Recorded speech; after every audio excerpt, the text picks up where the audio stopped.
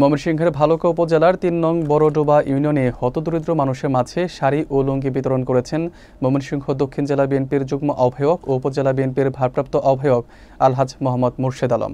এই কার্যক্রম দেশের নায়ক তারেক রহমানের ৩১ দফা বাস্তবায়নের অংশ হিসেবে অনুষ্ঠিত হয়। তিনি জানান, উপজেলার প্রতিটি ইউনিয়নে শাড়ি ও লুঙ্গি বিতরণ করা হবে পর্যায়ক্রমে। অনুষ্ঠানে উপস্থিত ছিলেন জেলা বিএনপির সদস্য সালাউদ্দিন আহমেদ, উপজেলা যুগ্ম আহ্বায়ক মুজিবুর রহমান মজু, রুহুল আমিন রুহুল সহ সকল অঙ্গ সহযোগী সংগঠনের নেতৃবৃন্দ। বিস্তারিত থাকছে মনিরুজ্জামানের প্রতিবেদনে।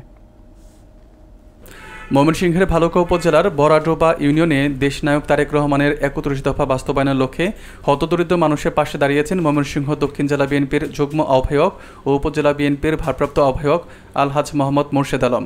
তিনি অন্তত ১০,০০০ মানুষকে শাড়ি ও লুঙ্গি বিতরণ করেছেন।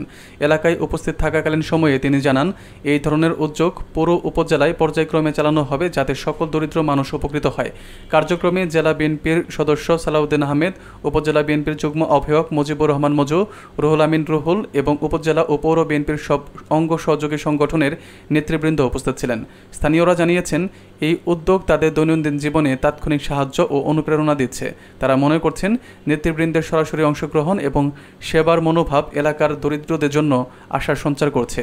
কার্যক্রমের মাধ্যমে স্থানীয় জনগণ আশা করছে ভবিষ্যতেও এই ধরনের কল্যাণমূলক কার্যক্রম অব্যাহত থাকবে এবং এলাকার মানুষের জীবনমান উন্নয়নে গুরুত্বপূর্ণ অবদান রাখবে।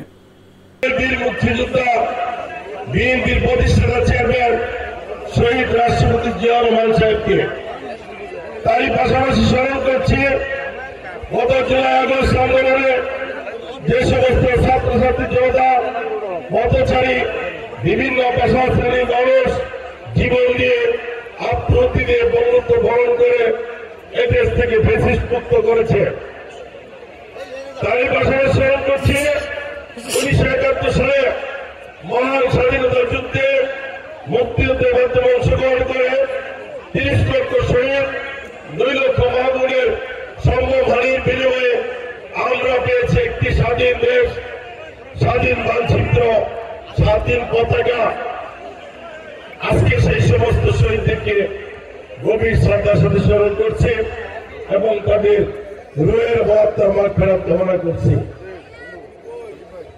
আমি আজকে এই শাড়ি লুঙ্গি যে আমরা দিচ্ছি, আমি মনে করি এখানে যে আমার মা বোনেরা ভাইয়েরা আছেন, আপনারা শুধু এই শাড়ি লুঙ্গির জন্য আছেন।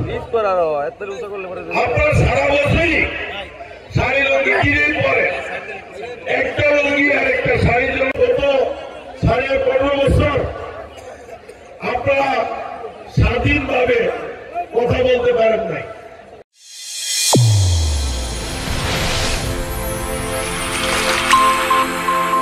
চ্যানেল A1 হৃদয়ের স্পন্দন।